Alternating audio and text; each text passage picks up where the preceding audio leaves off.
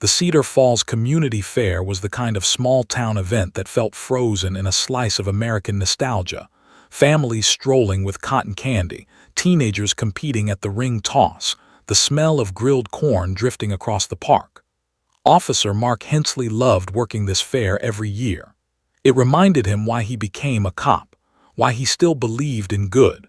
People laughing, kids running carefree, neighbors greeting each other without fear. Beside him trotted his partner, Cedar Falls' most trusted K9, Rex. The 4-year-old German Shepherd was disciplined, focused, and impossibly smart. Mark often said Rex didn't just follow commands. He anticipated them, understood moments before Mark even opened his mouth. Today, Rex was calm, surveying the crowd with that sharp, assessing gaze K9s were famous for. Mark took a sip of lukewarm coffee, watching a group of kids play tag around a bounce house. "Easy day, buddy," he murmured. But Rex didn't respond the way he usually did. Instead of flicking his ears back or leaning into Mark's leg, he stopped walking, stiffened. His entire posture tightened as if an invisible wire pulled him upright. His gaze locked onto something ahead, something Mark couldn't see yet. "What is it?" Mark asked under his breath. Rex didn't blink, didn't breathe. His nose twitched once, twice, fast, sharp sniffs. Then the bark tore out of him like an explosion. The crowd jolted. Mark felt the leash snap so hard in his hand that it burned his palm.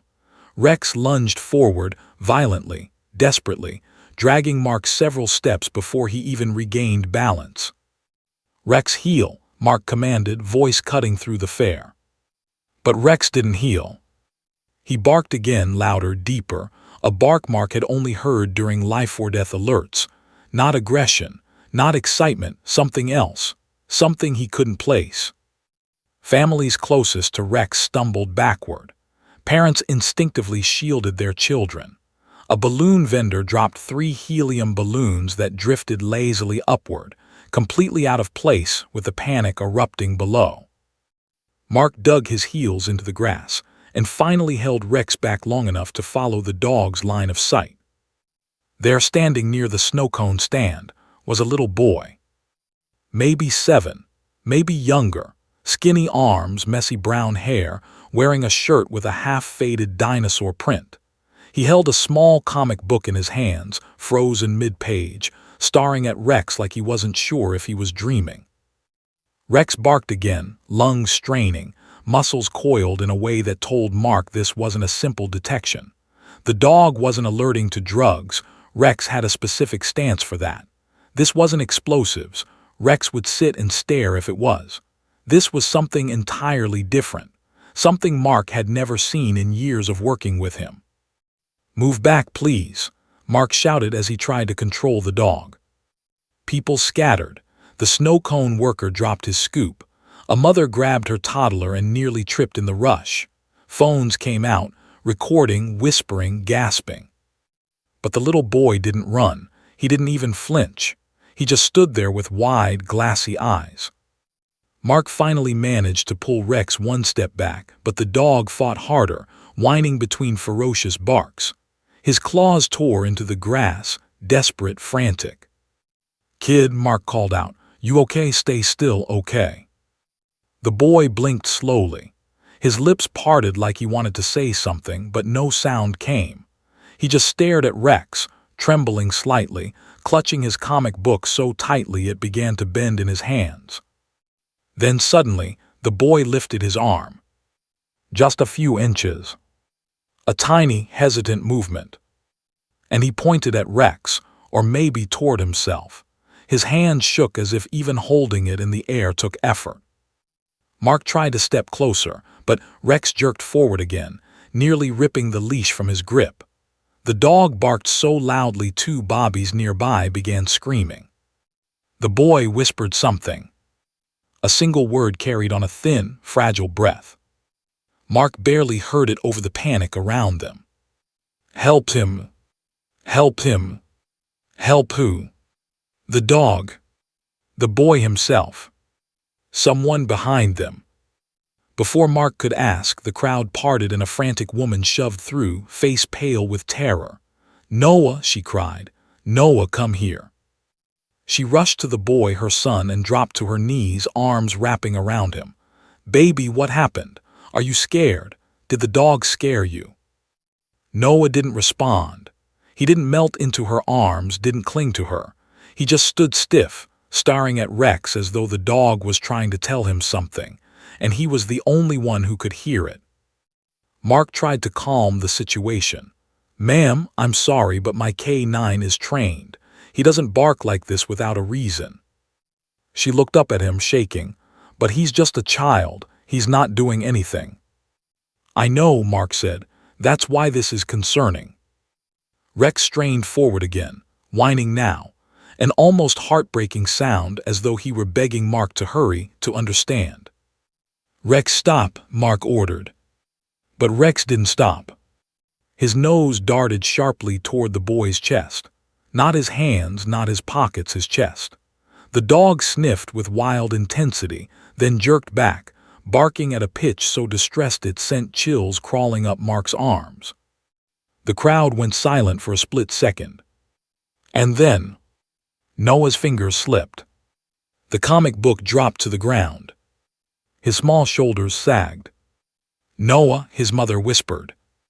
The boy swayed, his knees buckled, his eyes rolled back as though someone had flipped a switch inside him. Mark's coffee cup hit the ground as he lunged forward. Rex stopped barking and let out a piercing, desperate whine. The little boy collapsed. The mother screamed. Mark caught Noah just before he hit the ground, feeling how limp and frighteningly cold his small body suddenly felt. Rex hovered protectively over the boy, nudging his chest with his nose, whining so loudly it almost sounded like he was crying. Mark pressed 2 fingers to the boy's neck. The pulse he felt was wrong. Wild, erratic. Panicked. "Noah, Noah," his mother cried, shaking him gently. "Baby, look at me, please." Mark looked at Rex. The dog had not been wrong. The dog had known. He always did. But what had Rex sensed? And why, of all people, this little boy? As Noah's mother screamed for help, and the crowd backed away in horrified silence, Mark felt a cold realization creep through him. Rex wasn't afraid of the boy. He was afraid for him. End of part 1. Why was Rex terrified for this child? The crowd formed a wide circle around them, whispers and gasps rippling through the afternoon sun. Parents clutched their children tightly, some moving to leave entirely. Phones hovered in the air, recording every second, capturing the chaos unfolding near the snow cone stand. Mark kept his arms under Noah's small frame, gently lowering him to the grass. His mind raced faster than his heartbeat, trying to process what had just happened, and trying to figure out why Rex had gone completely out of control. Noah's mother, Heather, dropped to her knees beside them, eyes wide with terror. "Mark, please, what's wrong with him?" Her hands shook as she reached for her son, brushing back the sweat-dampened hair from his forehead. Mark's jaw tightened. He was trained for emergencies, trained to stay calm under pressure, but this was beyond anything routine. Rex circled the boy, hackles raised, ears flat, growling low in his throat, not at the crowd, not at Mark, but at the very air around Noah. Every instinct in Mark's body screamed that Rex was sensing something they couldn't see, couldn't smell, couldn't even imagine. It was invisible, but deadly. Noah's small chest heaved faintly, shallow breaths failing to reach the normal rhythm of life. Mark checked again. Pulse was erratic, flickering like a failing bulb. Panic, exhaustion, adrenaline, they all crashed into Mark at once. He wasn't just a cop today. He was a lifeline, and the weight of that responsibility made his arms burn as he held the boy steady.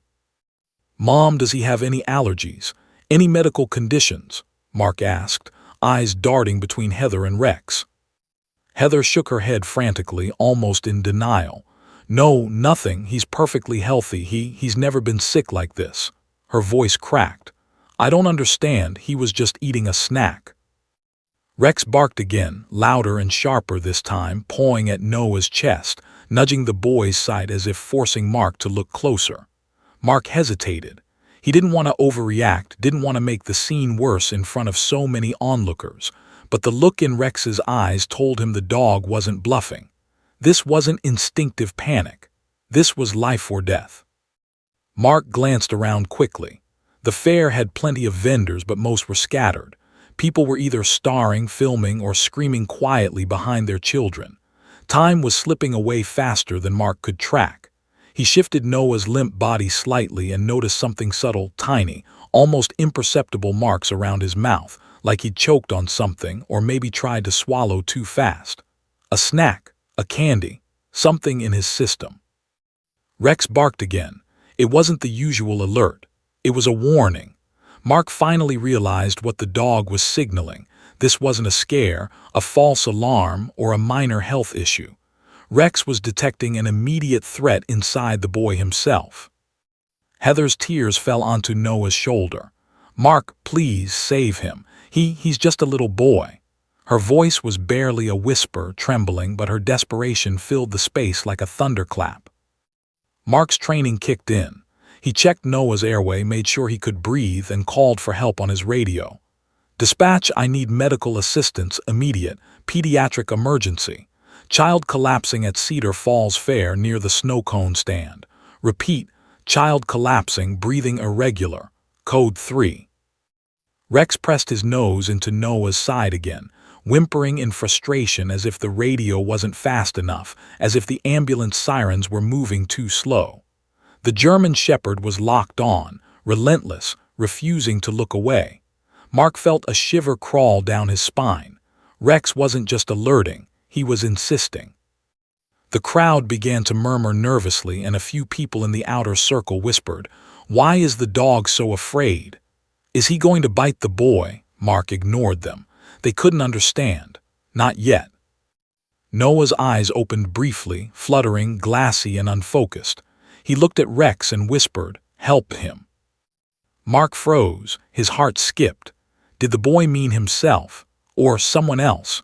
But there was no one else here, and the way Noah looked at the dog, it was as if the boy trusted Rex more than he trusted anyone else. "Mark, what is it? Is he dying?" Heather's voice cracked again, nearly shattering under the tension. "I don't know yet," Mark admitted, though every fiber in his body screamed the answer. He felt Noah's tiny body trembling under him, pulsing like it was trying to fight against an invisible weight. Rex's bark escalated into frantic yelps, almost pleading. Mark glanced down at the boy's backpack, lying a few feet away in the grass. He noticed something as subtle as a shadow. Noah's hand had been brushing against it before he collapsed. Could there be something in the bag causing this? Or had Rex smelled it somewhere else? Rex lunged toward the backpack, growling, barking as though he wanted Mark to open it immediately. Mark reached down, hesitating because he didn't know what he might find. He unzipped the zipper carefully. Inside were scraps of paper, a half-finished juice pouch, some crayons, and then something that made Mark's stomach twist, a small, crumpled energy bar wrapper. The wrapper looked innocent enough, but Mark's gut twisted. He had seen toxic substances, unusual chemical compounds, and synthetic drugs before. His mind spun. Could a child accidentally consume something dangerous at a fair, or had someone slipped it intentionally? He looked back at Noah. The boy's lips quivered. His little body twitched slightly in Mark's arms, yet there was no panic, no screaming, just fragile, faint, almost silent signals that something was critically wrong inside him. Rex barked again, louder, sharper, almost like a siren demanding immediate action. Mark realized that the dog's instincts weren't just alerting him to danger. They were pointing directly to Noah's chest, to his very life. The German Shepherd knew, in ways humans could never comprehend, that the boy's body was already under threat. Mark's fingers trembled as he held Noah, trying to keep him upright, trying to maintain airflow. The boy's mother clutched his tiny shoulders, whispering frantic prayers, as if sheer love could override whatever chemical or toxin was attacking her child. "Mark, please," Heather begged, "you have to save him." Mark swallowed.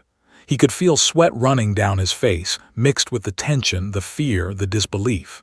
He pressed 2 fingers to Noah's neck and the pulse was weak, inconsistent like a candle flickering in the wind. It would not hold much longer. "Rex," Mark whispered, staring into the dog's deep, intelligent eyes. "What is it? Tell me." Rex barked again, short and urgent as if replying, "Check everything. Now." Mark looked back at the boy's backpack again. Something about that wrapper seemed wrong. He carefully removed it, unfolding it slowly. The edges were crushed, the corners worn, but there was a faint, almost imperceptible chemical smell that hit Mark's nose. His training snapped into place. This was no ordinary energy bar. Whatever Noah had eaten had triggered a rapid reaction inside him. The German Shepherd had detected it before the boy's body even started showing symptoms. Noah whimpered softly. His voice was barely audible, but he whispered one word: "Help." Mark's heart sank. Every second now counted. The ambulance hadn't arrived yet, and the crowd was frozen in place, unsure if they should intervene or flee. Rex barked once more, loud, commanding, almost desperate. Mark realized with a jolt. The dog wasn't just alerting him to the danger. Rex was pleading with him to act fast, to intervene before it was too late. Mark nodded. He understood he had to act. But what he didn't know yet was this. The danger wasn't just a simple allergic reaction or accidental ingestion. It was something far more sinister, something invisible to everyone except a trained K9 and the boy's fragile, failing body. And as the wind rustled through the fair, carrying the faint smell of sugar and popcorn, Mark felt the weight of time pressing down.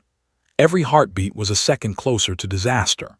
And every second, Rex's gaze remained locked on Noah, unwavering, insistent, as though the dog alone held the key to saving the boy's life. Mark pressed his fingers against Noah's neck again, feeling the pulse flutter like a frightened bird. It was weak, inconsistent, almost invisible beneath his fingertips. The boy's chest rose and fell shallowly, each breath a labor, a whisper of life. Heather's hands clutched his small shoulders, shaking violently. "Please, Mark, please don't let him," her voice cracked. She couldn't finish the sentence. No one wanted to imagine the worst. Rex growled low in his throat, circling protectively around Noah as though daring the entire crowd to step closer. The German Shepherd's nose twitched furiously, nostrils flaring, tracking a scent invisible to everyone else. Mark knew in his gut that this was no ordinary medical emergency. Whatever was affecting Noah, Rex had already sensed it, something toxic, something foreign and deadly. Mark glanced toward the backpack again. The energy bar wrapper he had picked up earlier now seemed more sinister than ever.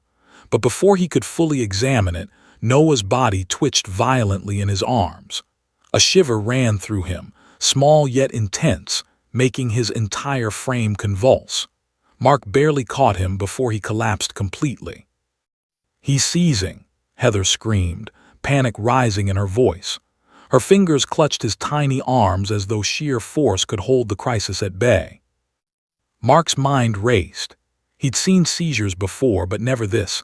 Never a child suddenly so fragile, so vulnerable, and so poisoned. He scanned the surrounding crowd, desperate for any help, but the fairgoers were frozen, some filming, some screaming quietly to themselves, none capable of intervention. Rex barked sharply, low and urgent, and then did something Mark had never seen. The dog pawed at Noah's chest with deliberate force, pushing his head back slightly, nudging him upward. The German Shepherd's gaze locked with Mark's, intelligent and demanding. The message was clear: check his chest. Something's wrong there. Mark's hands moved instinctively. He gently lifted Noah's shirt to examine his chest, and the sight made him stop cold. A bluish tint had started spreading across the boy's skin, faint at first but rapidly deepening. His lips were turning pale, almost gray, and tiny red blotches were forming along his torso. "Holy God," Mark muttered under his breath. This was beyond a simple reaction. It wasn't an allergy or a sugar rush gone wrong. Noah's body was shutting down and fast. Rex whined, pressing his nose again, sharper this time, and then backed slightly, sniffing the air around Noah as though recalibrating his senses. Mark noticed the subtle twitch of the boy's small fingers, almost as if Noah knew something he couldn't articulate yet. The word help had barely left his lips, but Rex understood it. Mark pulled out his radio with one hand, holding Noah steady with the other. "Dispatch, I need immediate medical backup, code 3 pediatric emergency. Child unresponsive, possible toxin ingestion. Repeat, pediatric code 3. Time is critical." The dispatcher's voice crackled back. "Unit 22, copy. Ambulance en route. ETA approximately 4 minutes. 4 minutes. 4 endless, terrifying minutes." Mark glanced down at Noah's small, trembling body. He could feel the tiny ribs beneath his fingers, so fragile, so vulnerable. He had trained for emergencies, yes, but this was something different. This was a perfect storm of human fragility and hidden danger. Rex suddenly darted toward the boy's backpack again, barking furiously. Mark hurried over, gently setting Noah aside, careful not to jar him. He unzipped the backpack and pulled out the energy bar wrapper again, turning it over in his hands. It looked normal at first glance, but Mark's instincts, coupled with Rex's reaction, told him otherwise. Something about this wrapper, this snack, was deadly. Noah whimpered softly, his eyes barely opening. He gazed at Rex, almost with recognition, almost as if the dog had been watching over him longer than Mark had. "Doggy, help," he whispered. Mark swallowed hard. He realized that Rex hadn't just sensed danger. The dog had detected the toxin inside Noah's body before symptoms had fully appeared. The German Shepherd's powerful nose was able to identify chemical compounds invisible to human senses. And now that the effects were showing, the shivering, the bluish tint, the failing pulse, it was a race against time. Heather sobbed, gripping Noah tightly, murmuring frantic prayers. "Please, please don't let him die. He's all I have." Her words hung in the air, desperate and raw, and Mark felt the pressure settle on him like a weight he couldn't shake. The crowd was still pressed around them, murmuring nervously, but Mark barely noticed. His focus was entirely on Noah and on Rex. The dog circled again, growling, pawing, nudging, refusing to leave the boy's side.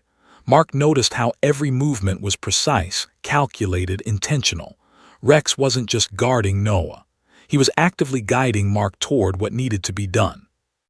Mark looked down at the energy bar wrapper once more. He realized it was crushed, resealed, almost like someone had tampered with it deliberately. His mind raced. Could this be intentional? Poisoned candy at a community fair. The thought made his stomach turn. This wasn't an accident. Someone had meant to hurt this child. Rex barked again, more urgently than before, snapping Mark back to the present. The boy's pulse was weakening. His chest twitched violently as another small convulsion shook him. Mark pressed both hands firmly against Noah's torso, gently trying to stabilize him. "Come on, kid, hold on," Mark whispered. Rex's ears flicked as if he were listening for something beyond human perception. Then he ran a short distance toward a nearby trash bin at a lemonade stand and barked violently.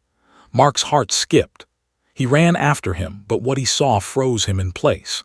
Several identical energy bar wrappers had been tossed into the bin, opened, broken, and clearly discarded. Mark's stomach dropped. This wasn't a one-off accident. Someone had deliberately brought these bars into the fair, and Noah had unknowingly eaten one. And Rex had sensed the chemical signature instantly, identifying that the danger was already inside Noah's bloodstream. Heather's cries pierced the tension. "Mark, what is it? What's happening to him?" Mark shook his head, unable to answer. The truth was terrifying. This wasn't just a snack gone wrong. This was a deliberate attempt to harm a child, and Noah was the first victim.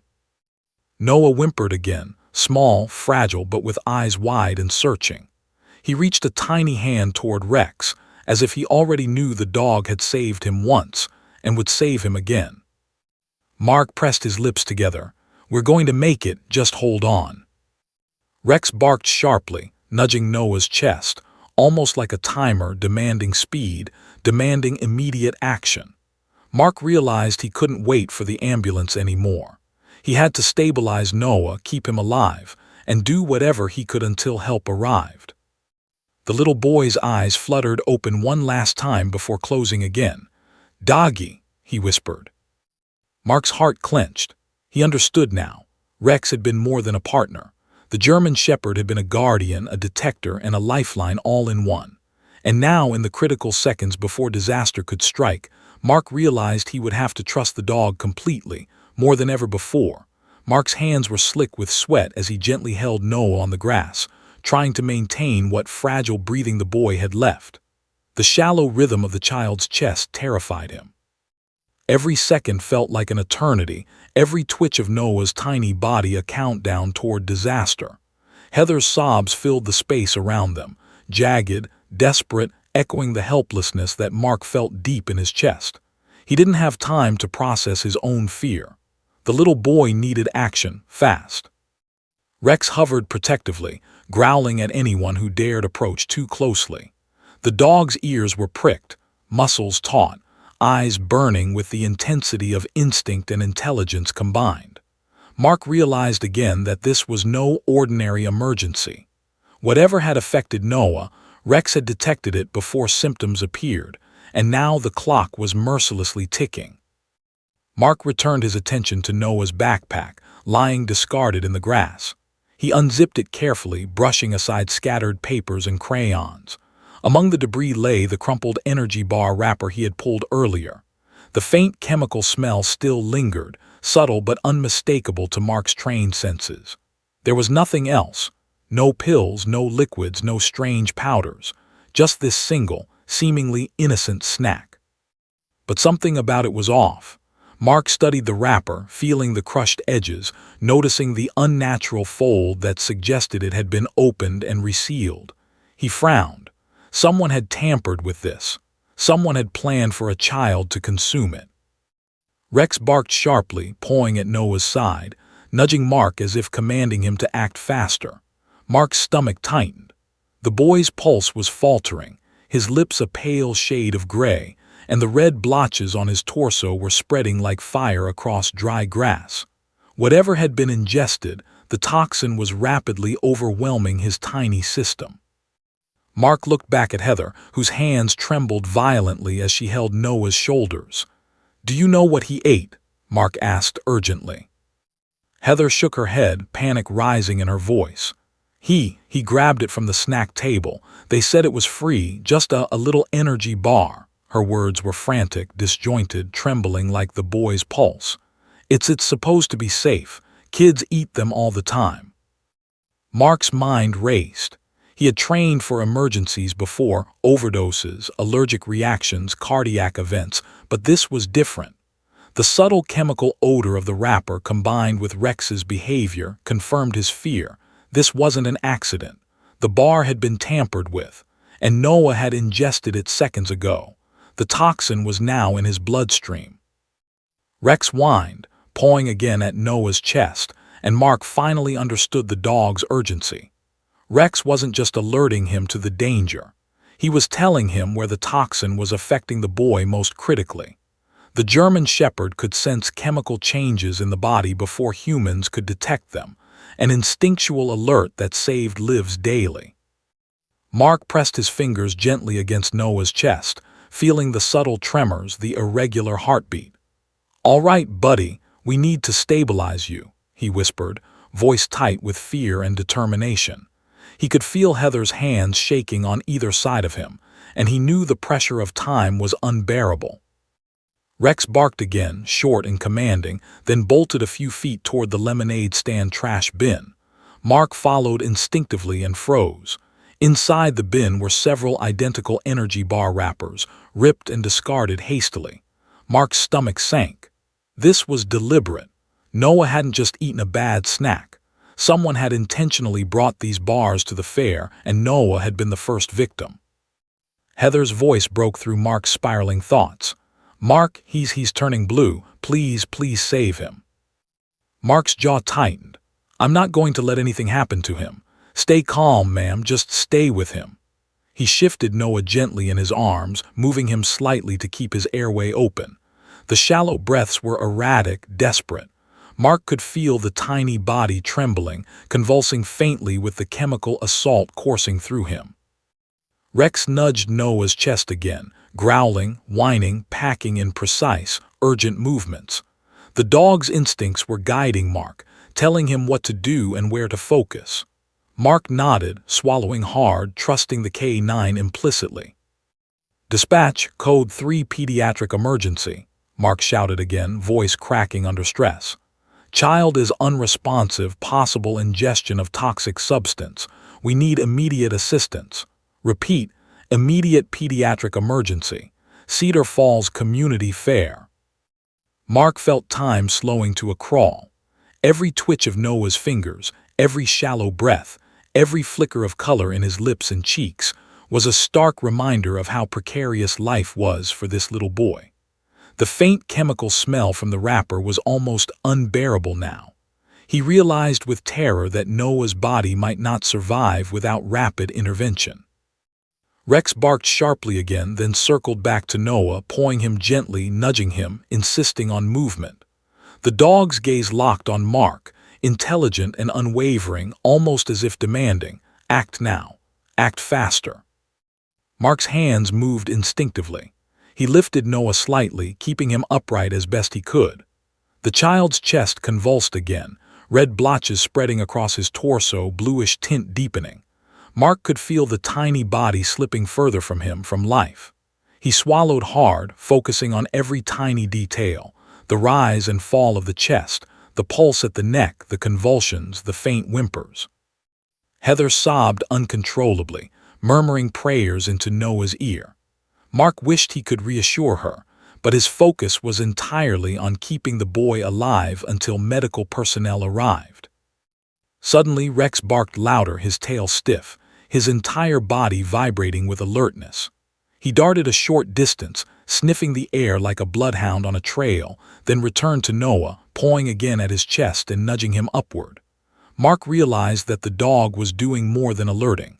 Rex was guiding him toward the most critical area, the heart, the chest, where the toxin was taking its toll first. Mark's training and instinct collided. He gently pressed his hands against Noah's chest, trying to stabilize him, maintain airflow, and counteract the toxin's effects. Every second was a battle against time, against chemistry, against fate. A few minutes later, distant sirens finally reached Mark's ears. The ambulance was on the way, but the sound was both a relief and a torment. 4 minutes could feel like an eternity when a child's life hangs in the balance. Rex stayed by Noah's side, vigilant, growling softly at anyone approaching too closely.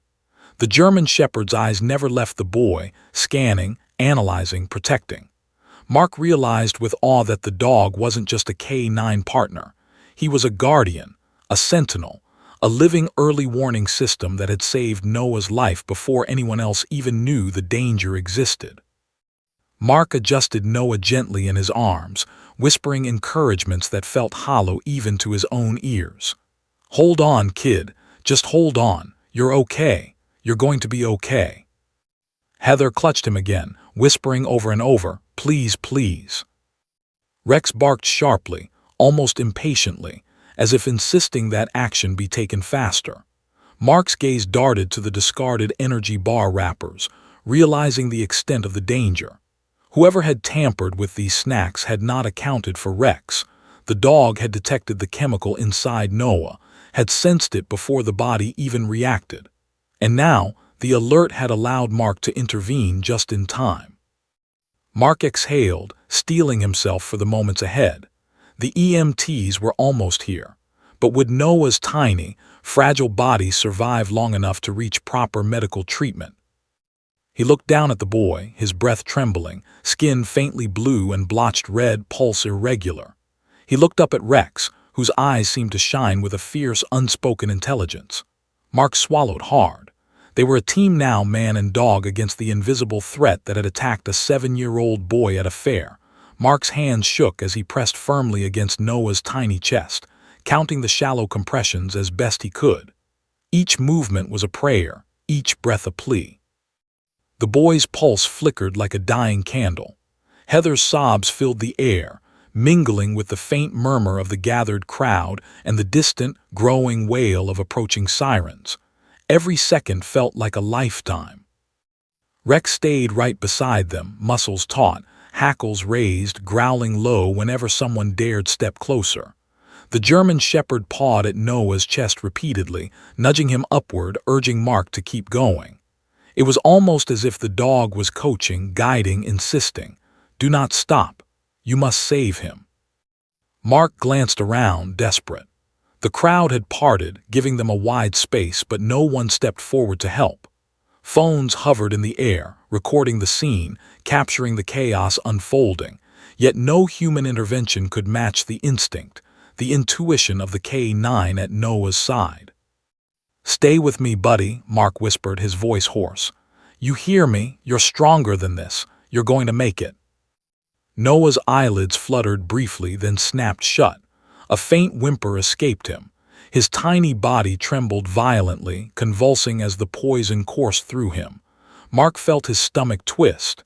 He had to act. He couldn't wait for the EMTs any longer. Every second counted, and the boy's life hung in the balance. The energy bar wrapper still lay discarded nearby, its chemical threat invisible but lethal. Mark realized that Noah's fragile body was already struggling against it. The toxin wasn't just affecting his heart. It was attacking his nervous system, his muscles, even his lungs. Each shallow breath was a desperate fight. Rex barked sharply again, a sound so urgent it made Mark's teeth grit. The dog pawed Noah's chest again, nudging him upward. Mark followed the instinctual cue, pressing harder, counting compressions carefully, doing everything his training allowed. But the boy was tiny, his body fragile, his pulse erratic. The situation was beyond routine CPR. This was a battle against time, against a silent killer invisible to everyone but a dog and a terrified police officer. Heather sobbed uncontrollably, murmuring frantic prayers over her child. "God, please, please." Her hands shook violently as she held onto Noah's shoulders, unwilling to let go even for a second. Mark's eyes flicked to Rex again. The dog's gaze was unwavering, intense, intelligent. It was clear that Rex understood the threat better than any human could. His actions weren't just instinct. They were precise, deliberate, guiding Mark's hands to the most critical points. "Rex, you're right, I know," Mark whispered. He pressed harder, steadying Noah's tiny chest, focusing on keeping blood moving to his vital organs. The boy's pulse flickered again, weak and inconsistent, but still there. Minutes felt like hours. Mark kept going, sweat running down his face, arms trembling with exhaustion. He counted out each compression in his mind, measuring the faint rise and fall of Noah's chest, feeling for every subtle sign of life. Then the sound of sirens grew louder, closer. Relief and terror collided in Mark's chest. The paramedics were almost here, but would Noah survive long enough to reach them? Rex barked, then sprinted a few steps toward the trash bin where the discarded energy bar wrappers lay. He sniffed them furiously, then returned to Noah, pawing insistently at his chest. Mark realized that the dog was still assessing the danger, still guiding him to respond precisely. The EMTs arrived seconds later, skidding to a stop on the grass. One of them jumped out, shouting instructions, while another ran toward Noah with pediatric emergency equipment. But as they approached, Mark realized a critical problem. The ambulance hadn't brought pediatric pads for the defibrillator. They were standard adult units, and Noah was far too small. "No, wait, we need pediatric, he's too small," Mark shouted, panic rising. The EMTs exchanged quick, alarmed glances, improvising rapidly. One grabbed smaller electrode patches from a nearby kit, trying to adjust the equipment for Noah's tiny body. The second stretched, torturous and unrelenting. Rex barked sharply, almost impatiently, nudging Noah's chest again. Mark understood. The dog was urging them to act faster, to stabilize the boy before it was too late. Mark pressed his hands once more against Noah's chest, counting each compression, whispering words of encouragement. "Come on, buddy. I know you're fighting. I know you can make it." Noah's body twitched violently, then convulsed again. His pulse faltered, then returned, erratic but present. Mark's heart clenched. Every movement mattered. Every second could mean life or death. The EMTs adjusted the improvised pediatric pads, preparing the defibrillator. "Clear," one shouted, and the first shock jolted Noah's small frame. Mark held him tightly, praying it worked. "Nothing." Rex barked again, louder this time, urgent, insistent. The dog's gaze met Mark, almost demanding, "Try again, don't stop." "Again," Mark shouted, pressing harder on Noah's chest. The EMTs charged the defibrillator and delivered a second shock. This time Noah's eyes shot open, wide, terrified, locking on Rex first. The boy's lips parted slightly, gasping a tiny breath, and he clung instinctively to the dog's fur. Heather sobbed in relief, shaking as tears streamed down her face. "He's alive, he's alive." Mark exhaled, feeling the weight of exhaustion crash over him. The boy's pulse stabilized slightly, still weak but steady enough for transport.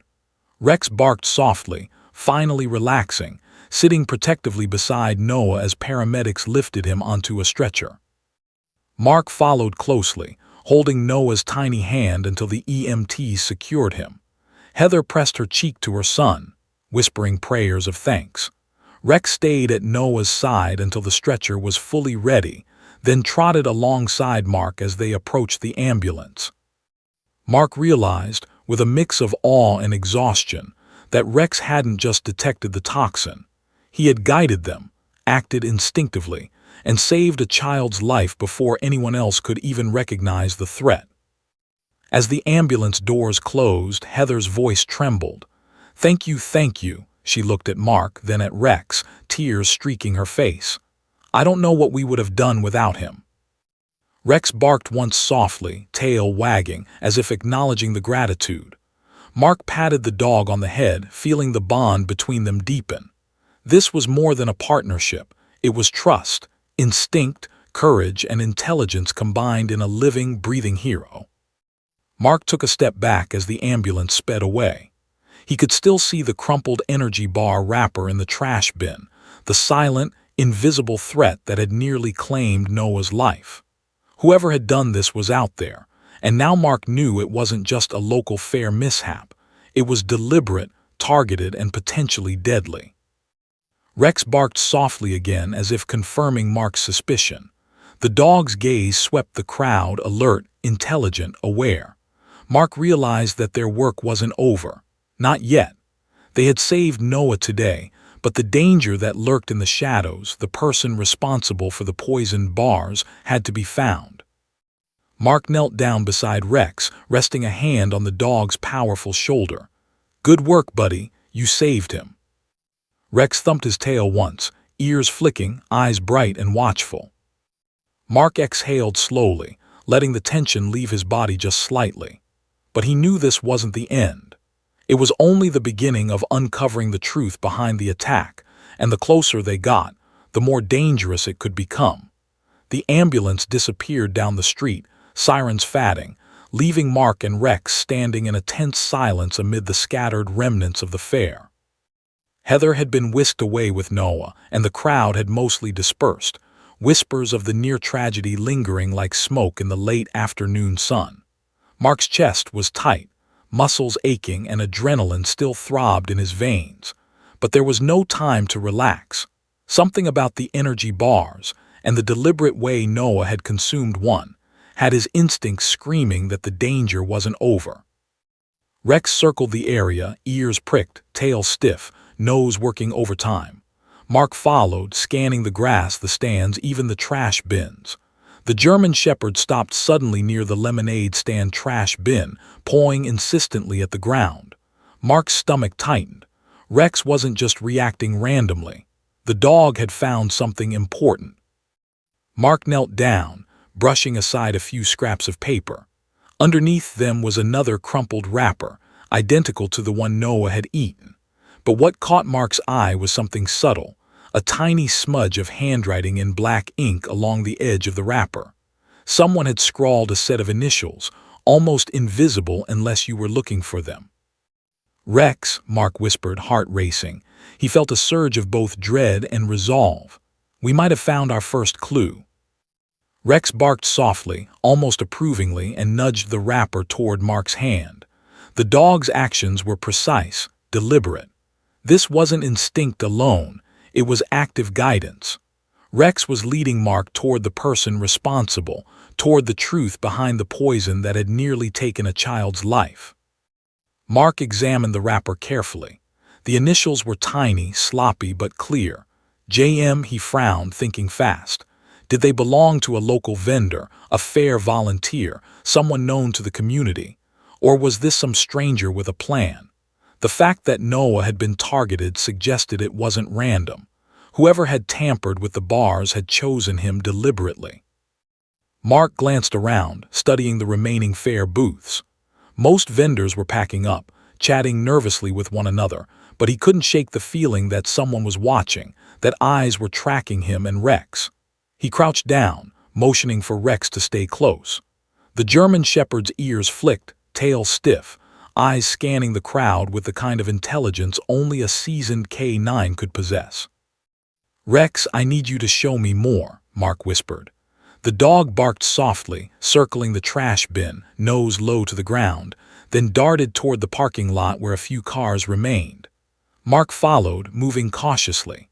He noticed footprints in the grass, faint but discernible, leading toward an old delivery van parked at the edge of the lot. Rex stopped abruptly at the van, growling low.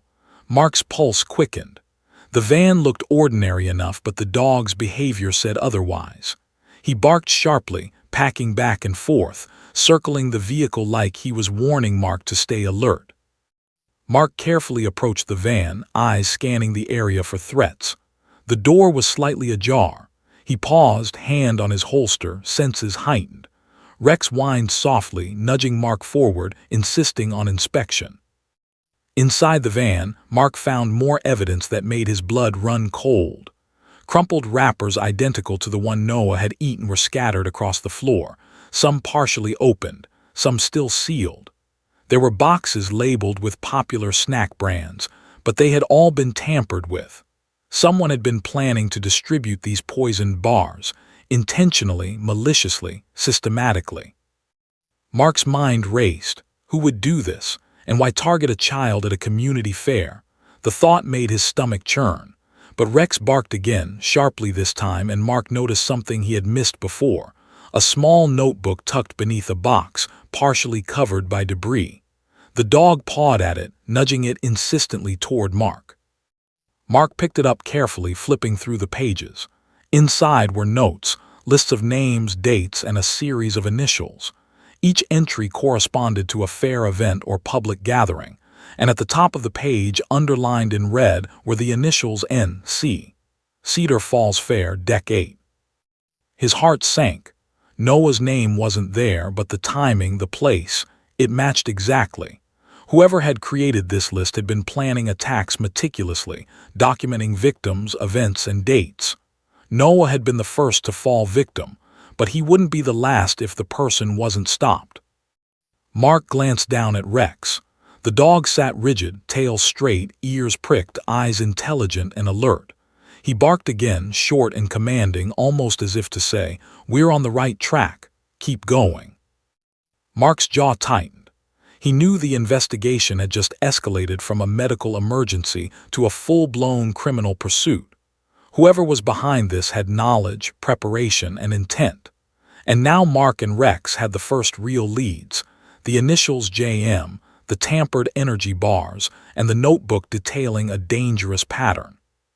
Heather's voice broke through Mark's thoughts, trembling as she called from the parking lot. "Officer Hensley, Noah, he's awake." Mark's stomach clenched and he ran toward the ambulance. EMTs were stepping back as Heather leaned over Noah's stretcher, gently talking to him. His lips were still pale, but his eyes tracked Rex, and he whispered softly, "Doggy."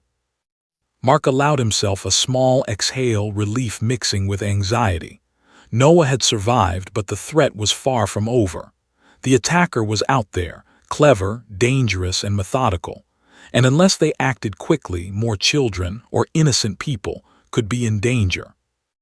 Rex barked, packing near the ambulance, alert, watchful. The dog's instincts had guided Mark to the first pieces of the puzzle, but the real work, tracking down the person responsible, was just beginning.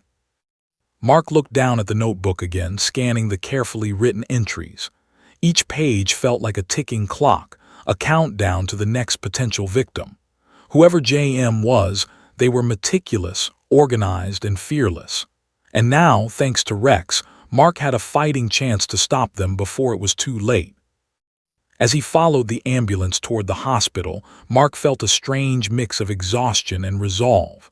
Noah was alive, yes, but the real danger was still out there. And one thing was certain, with Rex by his side, he would stop at nothing to uncover the truth. The German shepherd trotted beside him, alert, vigilant, unwavering. Mark patted his head. "Good work, partner, but this is just the beginning."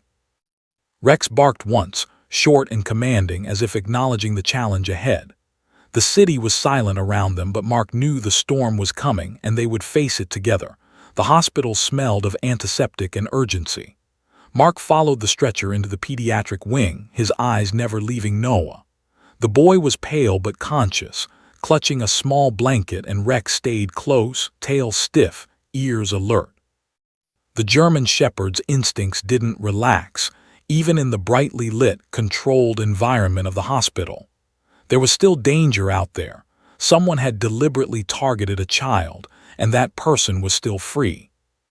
Heather held Noah's hand tightly, brushing damp hair from his forehead. Her voice trembled with relief and residual fear. He's awake, Mark. He's awake." Noah's small hand reached toward Rex, his eyes wide and trusting. "Doggy saved me," he whispered, voice fragile but clear. Mark exhaled slowly, chest tightening with a mix of relief and tension. "Yes, buddy, you're safe now. Thanks to him, we got to you in time." He patted Rex's side gently.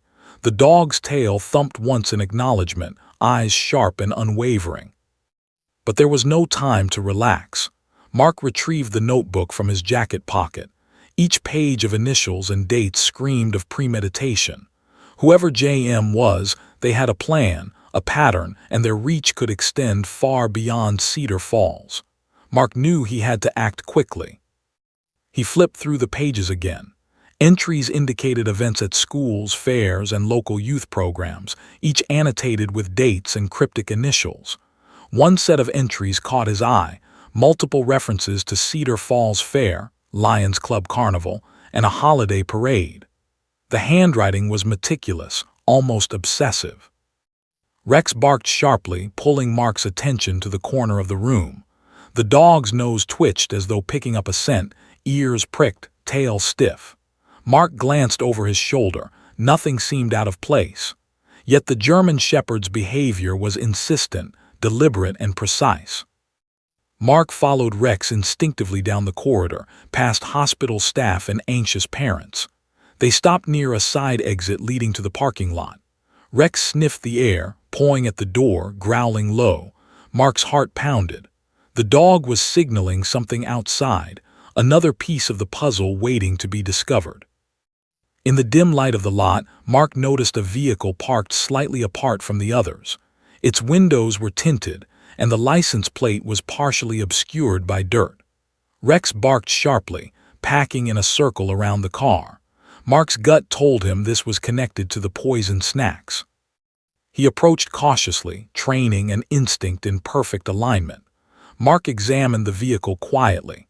On the front passenger seat, partially visible through the tinted window, lay a small duffel bag. The shape and size reminded him of the container the energy bars had been transported in. Whoever JM was, the evidence was close, but the suspect could be nearby. Rex growled, low and steady, tail stiff. The dog's posture screamed warning. Mark reached for his radio. "Dispatch, I've got a potential suspect vehicle near the hospital parking lot.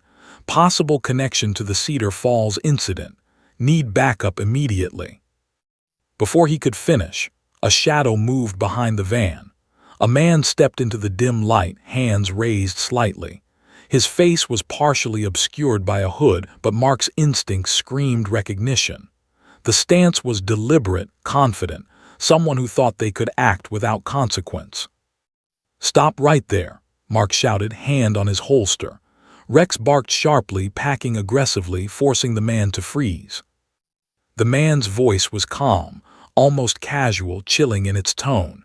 "You don't know what you're dealing with, officer." Mark's jaw tightened. "You just poisoned a child. That's exactly what I'm dealing with." The man took a step back, eyes darting toward the duffel bag on the seat. It wasn't supposed to happen like that. It was only supposed to scare, to test reactions. The kid, he wasn't meant to die. Mark's pulse quickened. "Test reactions. You deliberately put children at risk. Who are you?" The man hesitated, then smiled thinly. "You could call me JM, or you could call me the future of behavioral testing." Mark's stomach twisted. This wasn't just a local criminal, it was someone who thought poisoning children could serve as research. Insane, calculated, dangerous, and they were still armed with more potential victims. Rex barked again, sharp and commanding, sensing the danger rising. The man's hand twitched toward the duffel bag, and Mark realized the threat was immediate. He shouted, "Stay back! Hands off the bag!" The suspect froze, but the tension was unbearable. Mark's pulse raced. The dog's hackles rose, growls vibrating through his body. Every instinct screamed that this man was ready to act, ready to flee, or worse, escalate. Backup arrived seconds later, flashing lights painting the lot in red and blue. Officers moved in cautiously, surrounding the man. He raised his hand slowly, then slumped into a mock surrender. Mark kept his eyes sharp. "Rex, stay," the dog obeyed, still alert, but calmer now that the immediate threat was contained. One of the backup officers moved to secure the duffel bag, cautiously opening it. Inside were more energy bars, meticulously packaged and labeled, all tampered with, all clearly intended for distribution. The scale of the plan hit Mark like a punch. This wasn't a one-off attack. It was systematic, calculated, and horrifyingly methodical. Mark turned back to the suspect. "You're going away for a long time, and thanks to Rex, your plan stopped here." The man sneered faintly, defiance in his eyes, but Mark noticed a flicker of unease. He realized the German Shepherd's presence had changed everything. Without Rex's instincts, without his alerts and guidance, this man could have vanished into the crowd, leaving a trail of victims behind. Heather arrived moments later, escorted by hospital staff, still clutching Noah's hand. She watched as officers secured the suspect, her relief mingled with awe as her gaze fell on Rex. You saved him," she whispered to Mark, tears streaking her face. "I don't know how we can ever thank you and him." Mark knelt down, letting Noah pat Rex gently. "He did his job, just like always, and we're going to make sure no one else gets hurt." Rex wagged his tail slowly, alert but calm, clearly aware that the immediate threat had been neutralized, though the tension of the day lingered. Mark realized something profound as he watched the child and the dog. This wasn't just a story about heroism. It was about instincts, trust, and the bond between human and animal. And in this moment, he knew they had only scratched the surface of what could have been a much larger disaster. The suspect was led to a waiting squad car, hands cuffed, eyes wary, but the notebook, the tampered snacks, and the systematic plan were all evidence strong enough to put him away for a very long time. As Mark looked down at Rex, he whispered, "We did it, buddy, but stay sharp, there's always more out there." The German Shepherd barked softly in response, tail thumping against the pavement, eyes intelligent and unwavering. The sun had begun to dip below the horizon, casting long shadows across Cedar Falls. The community was slowly processing the chaos that had unfolded earlier at the fair. Parents whispered anxiously to one another, children clung to guardians, and the news crews had begun setting up outside the hospital. Yet inside, a quieter, more intimate story was unfolding, one of survival, courage, and the extraordinary bond between a boy and a dog. Noah lay in a hospital bed, wrapped snugly in a blanket, his cheeks flushed with the faint pink of returning health. His small fingers twitched as he reached out for Rex, who lay at the foot of the bed, tail stiff, eyes alert. The German Shepherd's presence was calm but commanding, protective yet reassuring, a living shield that had saved Noah from a fate too grim to imagine. Heather knelt beside her son, brushing damp strands of hair from his forehead. "You scared us so badly," she whispered, tears brimming in her eyes. "I don't know what I would have done without him, without Rex." Noah's eyes sparkled as he looked at the dog. "Doggy hero," he murmured, his voice faint but filled with awe. He reached out to pat Rex gently, who leaned into the touch, growling softly in contentment. The boy's small smile, fragile yet genuine, was a beacon of hope after the day's terror. Mark Hensley stood nearby, his uniform slightly rumpled, face still pale from hours of adrenaline-fueled effort. He exhaled slowly, letting the tension drain from his shoulders. The suspect, JM, had been taken into custody, the poisoned snacks confiscated, and the notebook full of meticulously planned attacks now in police hands. The immediate threat was neutralized, yet Mark knew the community would need time to heal. Rex barked softly, standing and packing a few steps closer to the bed, as if ensuring Noah truly understood he was safe. Mark crouched beside the dog, resting a hand on his broad shoulders. "Good work, buddy. You saved him, saved a lot more than just today." Heather looked at Mark, gratitude overflowing.